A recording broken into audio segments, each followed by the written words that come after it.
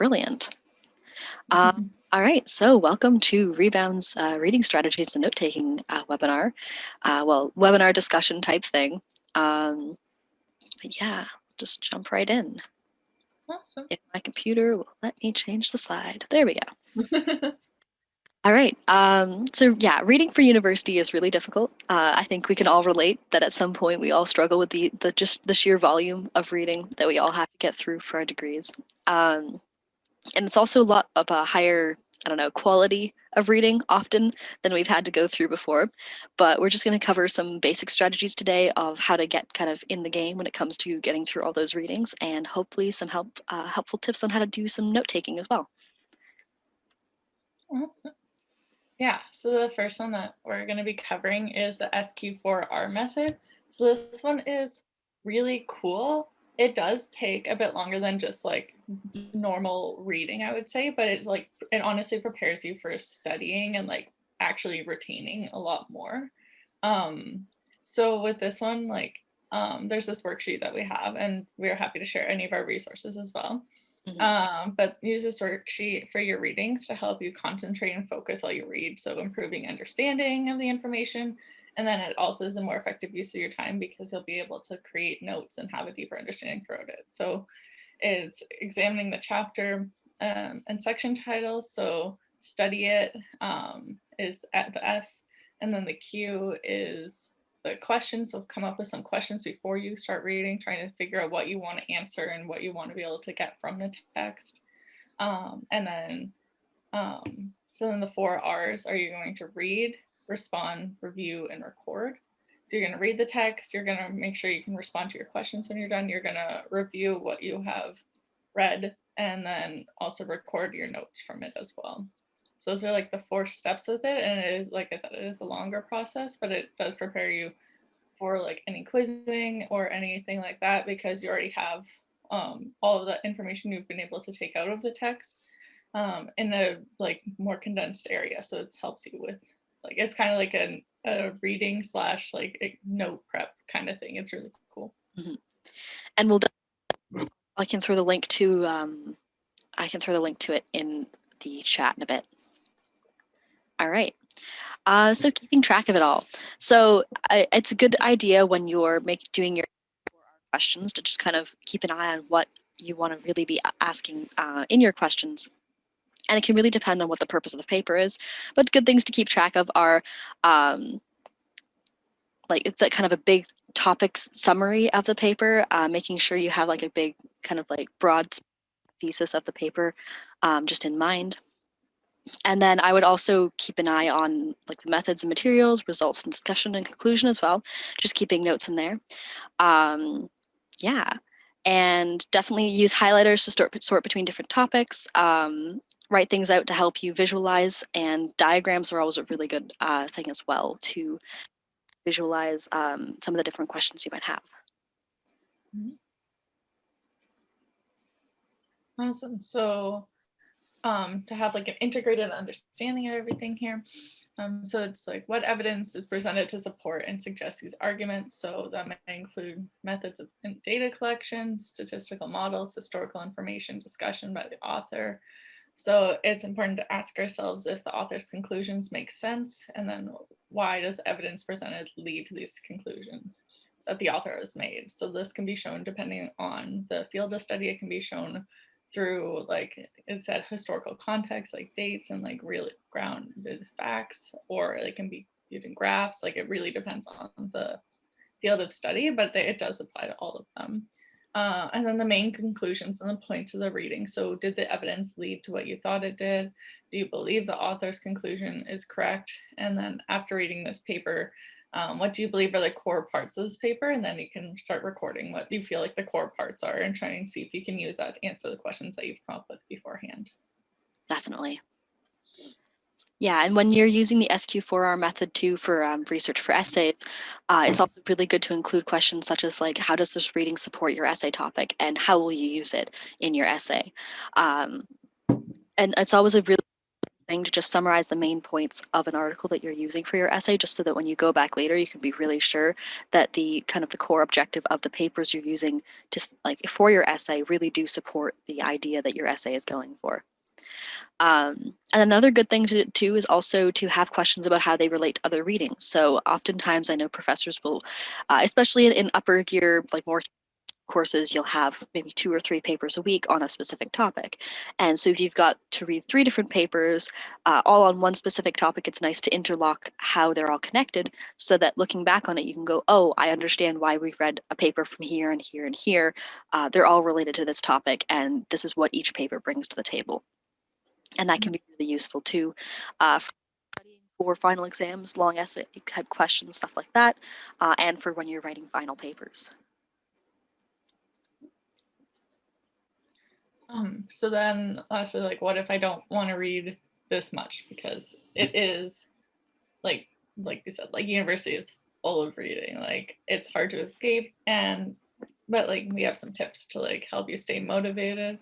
So like I know I personally really struggle with long readings. I need to take a lot of breaks and I need to have like incentives. So we'll get into that like throughout here. But the first one is just like the just 5 more minutes kind of thing. So sometimes it feels like reading a whole paper will take forever. So it can really be tempting just to like skim through the whole thing really quickly and not pick up like what it's trying to get across. So like, but if you can just spare like 5 minutes, you can learn a lot. So like try setting a timer and reading just like the introduction and the conclusion or the first 2 paragraphs, the last few in a textbook, like, and then take a few like long form detailed notes about like those sections of the paper. And the next is just to read the read the body of your reading into like or 3 to 5 minute chunks, like once like throughout the day. And you can be surprised at how much you can learn like within just 5 minutes of like actually staying focused. Because I know I do this a lot because I find that like if I'm like, oh, I have to do this whole reading, I will stare at the wall right beside my computer for like 10 minutes and be like, could have done 10 minutes of reading. And that's like totally the thing. And like everyone does it, or at least I tell myself that. Nope, definitely I do. Yeah, so that's definitely really helpful. I just want to make one more note. Yeah, and like even just like to get yourself like into being able to like begin that understanding, like another thing you can do is just like be like, okay, I'm gonna read the abstract. Like I can at least read the abstract, and like that's like my starting point, and we can build off of there.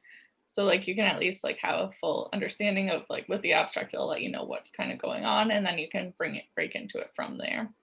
But even if you're like, okay, the only thing I'm gonna do this morning is read the abstract of this paper, it's like, okay, cool, and like that's a check mark still, you know. Definitely, yeah. If you spend like 5 minutes reading the abstract, or maybe like 2 minutes reading the abstract, 2 minutes reading the conclusion, have like honestly 30 or 40% more knowledge of the paper than you would if you just skimmed it just lightly. Yeah, and especially if you take the time afterwards to just write 2 or 3 long form notes, because really like 90% of the key information in the paper will be in the abstract or the conclusion. When it comes to like the paper, your primary questions like why did the author write this, like what is the objective of this paper, but it's for that deeper understanding, especially if you're using it for an essay and or a final exam prep, stuff like that. The deeper understanding is really important too, and that's why just like 5 minutes for the intro conclusion, 5 minutes reading the body, 5 minutes reading the middle bit can really make a difference. And make like 25 pages long and you're just like, oh, have to read this. All right. Oh, every so often, Mike. There we go. So the I can do it, but I keep getting distracted methods of support. So I definitely find this is very prominent when I'm trying to study. I will read for like 2 minutes, and then I will stare at the wall for 2 minutes, and then I will scroll through Facebook for 5 minutes, and then I will go, oh, right, I was supposed to be doing my readings. Okay, and then I'll read for 2 minutes, and then I'll get distracted again. So this is actually a technique that Ashley suggested, the gummy bear bribery. So get yourself a pack of your favorite gummy bears or just your favorite candies or maybe a bar of chocolate, and break it up into like, I don't know, however many pieces you feel you need, and maybe stick a piece of chocolate or a gummy bear behind every second or third page. So you're just like, okay, I'm just going to read 2 more pages and I'm going to take a break. I'm going to eat this gummy bear. All right, and then just 2 or 3 more pages and then another gummy bear. So it can really help you stay focused when you're not really into the whole studying headspace. It's also really important, though, when you're using techniques like this, to make sure you've got a quiet, comfortable space where you can just focus on the readings. That is a very big part of making sure you're ready to read, is always just making sure you've got a good space for reading. I recommend putting your phone somewhere where you can't see it and muting it, too, if you're able. And yeah, put on some music, make sure you've got water if you need it, and then just take a break every so often and have yourself a gummy bear. But remember that the next gummy bear objective is 3 pages of reading away, or however many you'd like. Yeah. Yeah, I think with that one, I always the length definitely depends on my motivation. Like some days it'll be like, okay, you can do like 2 more pages of reading, Ashley, and some days I'll be like, get to the next paragraph and you get a gummy bear. So like totally you can make up those like limits for yourself. Yeah, yeah, definitely. All right. Awesome. So then the next one is just like, but why do I care about this reading in specific? So similar to the SQ4R, is that come up with some questions of your own. It's just like trying to create that understanding of like, this is why I'm supposed to like, why I need to take this from the reading kind of thing, and like why I need to have this understanding.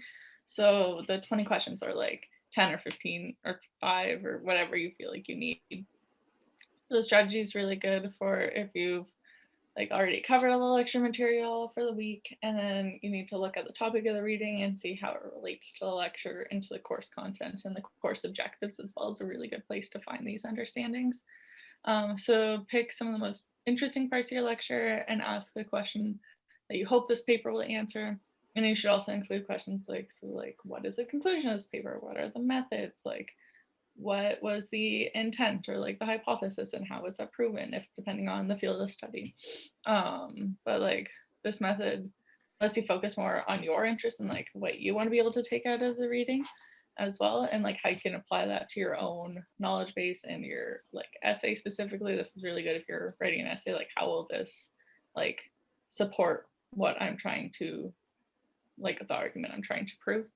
So you can ask questions like, why did the author think this topic was interesting? Or like, how long did it take to study like this? And like, it can also like have you thinking about like your education too, which is really cool. It's just like looking into like people really studying into the field that you're interested in and be like, oh, like how did this kind of come about kind of thing, and like really like have those like thought-provoking questions. So some of them can be like interest-based to try and keep your like well, your interest, like your motivation with it, and then like some of them can also be of course regarding the paper and how it relates to your lecture and the course content as a whole as well. So it really has, it's like an open playing field for like how you want to have these questions relate to the paper in the best way that you feel like you can.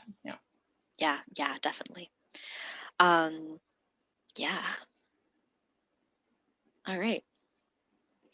Um, so yeah, note taking in university. For lectures and for readings, it is very time consuming. Often, especially if you do it separately, I often do a reading and take like brief notes and then write them out long form afterwards. And yeah, it can take a lot of time, especially when you've got a lot of readings. But yeah, it is a very important part of the process of learning, and you were going to talk a little bit about some different note taking tips. Um, so here's one that I have found pretty, and I know a bunch of people in the more biological sciences have used this method pretty thoroughly, but is if you have access to the slides, if your professor posts lecture slides in a PDF version, or if you can convert a PowerPoint to a PDF, you can print off or download the slides and just write directly in them. And I find that is a really, really good technique, especially if you've got a lot of diagrams. So yeah, just copy the slides, write your notes in the margins, and that way you've got both the lecture information from each week and your own personal notes all in the same spot, and you don't have to go, oh, what was I thinking about when I wrote that note? Ever again, basically. So yeah, it can be pretty great. In some online programs, such as Adobe, you can also PDFs, but it really depends on what software you've got and Yeah, I find it's a little bit harder online. I find it's easier to print them off and to write long form in hand, like in handwriting. But it whatever easiest for you. And yeah, so if you've got a digital program that works good for that, then by all means do it digitally. Mm-hmm. Like I know with Macs as well, if you like download the lecture like as a PDF, Mhm. like in like the little like preview kind of section, like you can add text to that as well. I think that's one I used a lot in first year. Yeah, and I think in Adobe you can highlight and add text into different Oh. bits. It depends on the version of Adobe you have, and it also depends on how much of it you have. I don't really speak Adobe, so I don't really know. But I know I can do it somehow. um, yeah, and then I think there's a couple others. If you can also screenshot and put them into a Word document, that's a little bit more time consuming, but it's definitely possible. Um, yeah, so that's just one idea. Awesome. So then the next is bullet points. So if you know each slide may relate to several topics of the lecture or readings, try writing the main points at the top of the page and then expanding on them further down. So using highlighters for visual cues. So like how like Liz is kind of demonstrated here, like the first main point, it can be blue, and the second point and the third point, they can each be in different colors. And then as you're going, you can kind of like fill in the notes into like what category it kind of like pertains to most, so you can have that organized in that way as well, which is really helpful, especially when you go into like studying later and everything like that. Like having those color associations are also really helpful for remembering things. Definitely. This example was actually specifically because I was chatting with a student in history and archaeology. And sometimes you have a professor who says he puts up a slide, then talks for 10 minutes, and then puts up another slide, and then talks for be really hard to take notes when you've got one slide and a very long quantity of just free-form conversation type lecture. And this is one thing that I kind of felt helped a little bit mitigate some of the free-form lecture ideas, because you can still relate it all to the slide, but you don't have to kind of be drawing arrows all over the page trying to figure out what part of the slide relates to when it's kind of a bit more of a discussion, which Mm-hmm. unfortunately we don't have quite so many right now, of those kinds of classes, just because of how we're doing things online and all that. It's still definitely a great technique when you've got kind of more discussion happening. This would be really useful in like a seminar if you wanted to take notes during a seminar kind of style thing. Definitely, yeah, yeah.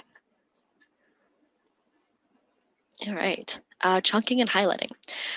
So this is another kind of reading and note-taking combination advice. I'd recommend, like, it's similar to like the 20 question method, but kind of a combination therein is where you kind of you read in chunks and you take notes on all of those chunks at a different, like at the same time, basically. So for example, if you have 5 papers you got to read, and you definitely know you could probably start maybe 3 of them and maybe 4 of them, but you're probably not going to get to reading all of them, and you're disheartened about how you're going to divide up your time. I find this is a really great way of kind of getting a start on all of the readings you have to get done without dedicating, like, oh, I'm going to read this whole paper right now, because that can be a little bit daunting. So similarly to like the 5 minute chunking it up, this is take maybe 5 minutes and just read the introduction for all of your papers. And too is, even if you can make like kind of like a graph of notes. So maybe your primary questions are, what is the purpose of this paper? What is the thesis of this paper?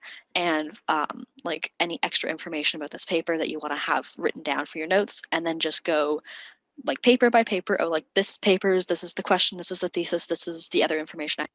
Paper, this is the question, this is the thesis, and so on and so forth. So you're just answering the same 3 or 4 questions for all of your introductions. And so you just take maybe an hour and a half or so and spend 5 minutes, 6 minutes, maybe 10 minutes per article and just read all of the introductions. And then once you've done that, you've got a basic understanding of all the readings you have to do this week. That means if you have to walk away later, or sorry, put it down, walk away, and come back later. English is hard. You have a good place to start where you can read your notes on the introduction of the reading and go, oh, right, this is what this is about. Now I'm just going to read the discuss or the like the discussion or the results or the methods or whatever it is the next section has to be. So yeah, I find that can be pretty useful when you've got a lot of readings on similar topics, or just yeah, in general, you've got a lot of readings to get through, and you know you want to start all of them, but you're not sure you're going to have time to finish all of them. Mhm. There we go. Awesome. So, like it said, like in the end, it really depends on what you and your strengths are. So, learning styles are really helpful to find new inspiration on how you study and your skill set. So, there's this link here that we will also probably be shared. We can drop into the chat as well. I I can do think that. there's okay, cool. Where you can check and you can check it out to like take a test on your learning style. So like and to have that be able to formulate like how you approach reading and notes and everything so it's actually suited to you and not just like oh in like grade like two my teacher not grade two in grade like I don't know like 10 or 12 like my teacher like showed me this way and then I just like kind of did it because it was the only way I learned. It's like really cool to like see what actually suits your particular style because that's like a huge game changer there, which is really cool. Mhm. um yeah, it's okay, Liz, I don't need the slide anymore. Okay, I will stop sharing then so that I can summon this link from the void. Perfect. So I think that is the end of our pre like pre-decided kind of thing, like our slides and everything like that. Mhm. But we're open for like questions or anything you want to ask or like know more about, or just like if you want to be like, hey, like I tried this and like wasn't really my thing, and then we can be like, oh cool, like I tried doing this thing actually, or whatever you want. If you want to have like any questions or discussion or